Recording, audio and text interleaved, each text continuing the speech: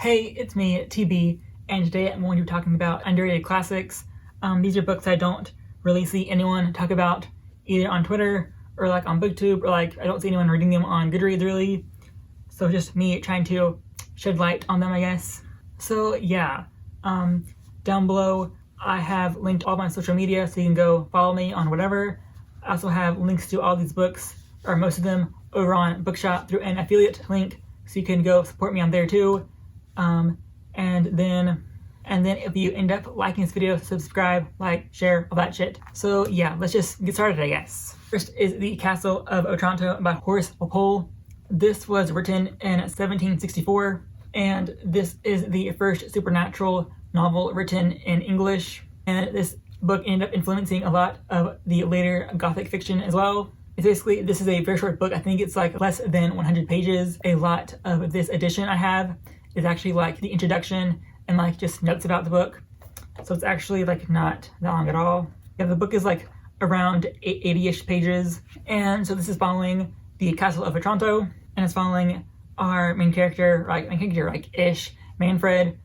It's basically, he is told a prophecy that his family will basically be brought to destruction one day.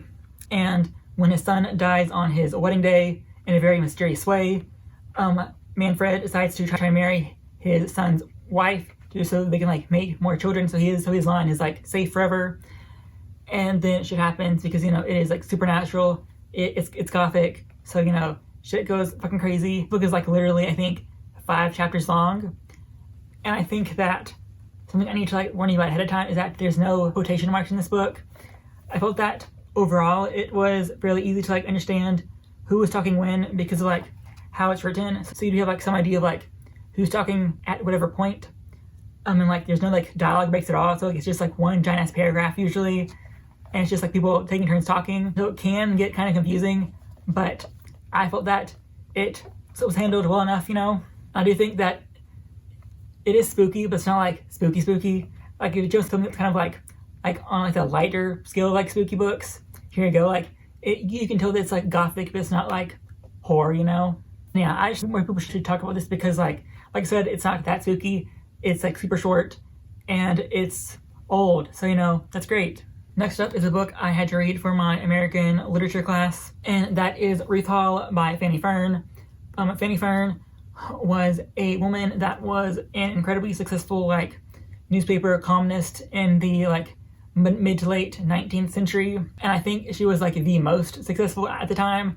Like I think she was making like over $100 a week, which is like a fucking lot of money during that time. And this is basically like, it isn't, but it basically is the story about her life and how she kind of like went on the path of writing. And yeah, basically just that. This book actually had controversy around it when it was like first released because like it is so close to her life that people could tell that she was talking about her like brother and dad. And they're like very like well-to-do like upper class people at the time. She was like saying that they were like bad people. And yeah, it got her into a little bit of trouble with that. And yeah, just like I think it's really good. The chapters are like super short. I think basically every chapter is like just a few pages long. I think it's interesting because like you can tell that like the wave of feminist thought is kind of like starting to like pick up during this book, because like it isn't like directly feminist, but it is like there are like feminist undertones to it. Like the whole premise of the book is that this woman has no like money because of like reasons, and so she has to like find a job and like kind of like carve her own like niche into the writing market in an era where like people don't want to read stuff by women. And so like while she's also trying to like support her children. So it's just that. It's just very interesting. I think that more people should read it because like it's very easy to read, and yeah, it is a good time, And after reading this, I ended up wanting to read more of like the columns that Fanny Fern ended up writing, but have not started doing that yet. Here is The Wolf Leader by Alexander Dumas. This is like the like first major novel written about a werewolf. Although that part is not coming until like a little bit later, but it's still like here, Basically framed as like a story that Alexander Dumas was told as a child. And he's kind of like repeating this as a novel, basically following our character Tybalt, or like Tybalt. We're gonna go with Tybalt because I don't really know for sure. So here we go. Obviously, he is a carpenter that lives in the woods, and where he lives is part of the domain for like a local lord, and the lord is like a douchebag, and the lord is trying to hunt down this wolf, and the wolf kind of comes to Typalt, stands up on two legs, and basically says that if you protect me, I will give you the power to basically have whatever you want. And yeah, stuff kind of like spirals out from there. Every time he makes a wish, I think that his hair either goes white or it turns red. That's also kind of like a conflict. We kind of see like his hair like slowly changing colors, so that's like pretty cool. Yeah, I just thought this was like very interesting to read because it's like, I don't want to say it's spooky because it really isn't spooky, but it has like October vibes, I guess. It has very like autumnal vibes because like most of the book takes place in like the woods, or like close to the woods. So yeah, that's pretty cool. Yeah, actually like no one talk about this book written by him. I see people talk about the Three Musketeers more often. But this is also very good. So yeah, this also has a very interesting take on werewolves and like how they kind of like get their power. So that's also pretty cool. Then there is From the Deep Woods to Civilization by Charles A. Eastman. And basically, Charles A. Eastman, he was that was basically sent to go through I don't think he went through a boarding school system, but he went through like the education system. And basically in the early 20th century, he started writing books about like each part of his life. And this book basically follows his like late childhood era to his like early adulthood. It basically follows as he kind of like leaves his more traditional way of life into the United States school system and just that society as a whole. Basically, it's about how he kind of gets his education and how he decides to devote his life to helping other Native Americans because he was there whenever the Wounded Knee Massacre happened. And yeah, I had to read this for my Native American history class I took a few years ago, and I really liked it. I have not read it since. This book is not that long. It's literally like just under 200 pages, and the way the font is set up is like, so set up like that, so there's like no words per page basically. And yeah, I had wanted to go back and like read the parts from his other, like the other parts of his life, because this was like very well written and very like interesting to read about. So yeah, this was published, I think, for the first time in 1916. Now we're on to like the reaches of this video because like, it depends on like when you like date classics, and one of these I haven't like technically finished, but we're gonna get there. First up is the Delta of Venus by Anais Nin. It's basically a collection of like erotica short stories written in like the 1930s and 1940s because the author was basically paid by this like rich guy to basically write smut for him. And I forget all the triggers for this book, but I know there is pedophilia in this, there is necrophilia in this. I think like the two like main things that go on in this book. And basically this book is like a collection of like short stories, and they all basically have like some like sexual undertone to them. Obviously a lot of them are like pretty fucked up because, you know, there is pedophilia and there is necrophilia in this. I think there might be incest, but I don't remember exactly right. That's because erotica is kind of like this like loosely defined thing where like it is supposed to be stories that kind of like challenge society and its society's expectations or whatever.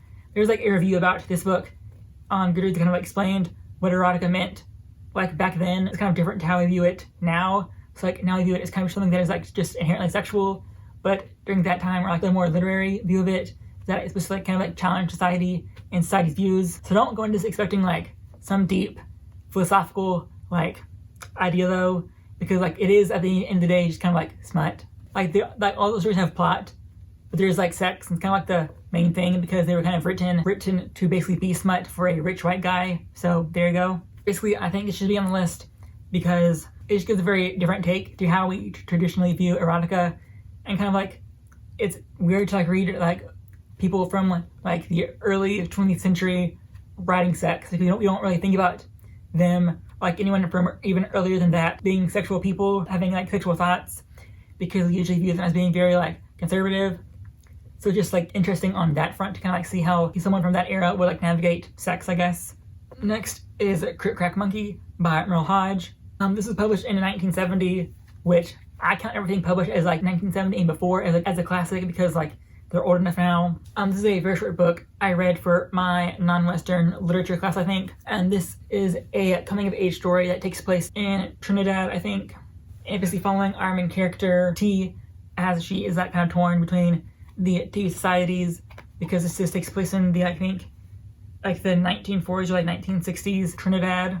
Our main character, T, her parents have both died, and she is in the care of her grandmother, and eventually she goes to stay with another member of her family, and that gives her a totally different view of like how society works and functions, because it's from like 3 different like class spheres, I guess. This book kind of like shows how the different classes of Trinidad were like set up during the past. And throughout this book, we're basically following T from when she is a young child and her brother is firstborn, I think, to when she is like 16 or 18 and she is deciding on whether or not to pursue college. This book is under 200 pages. I do remember really liking it. I think I ended up reading it in like one sitting because I liked it so much.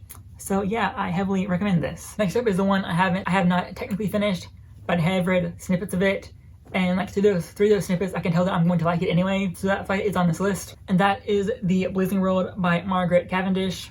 Basically this has been debated on whether or not this is like the first science fiction novel, because we are following our main character who just gets called the Empress as she starts off being a girl that is kidnapped. Then the boat gets blown off course to the North Pole, and at the North Pole she's basically taken into a parallel universe, and while there she becomes the Empress, and she basically kind of like learns the politics and how this other parallel universe works, as well as kind of like discussing like weird scientific questions. And yeah, I don't know a lot about it because I have not read like the full thing, but from what I did read, it's very interesting to read about because of like how focused women are in this like story, I guess. And this was written the 17th century. I think The Blazing World was written in 1666, so this is like very early for like a woman writer, let alone like the idea of like science fiction.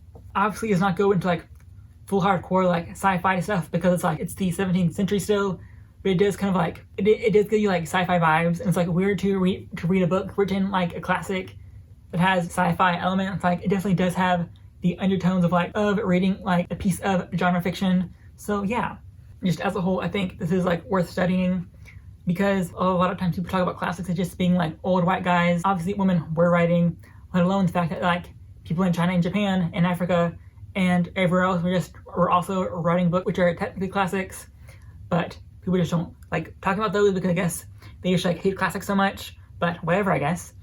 And so yeah, this is like proof that women were writing, it's just people don't talk about them at all.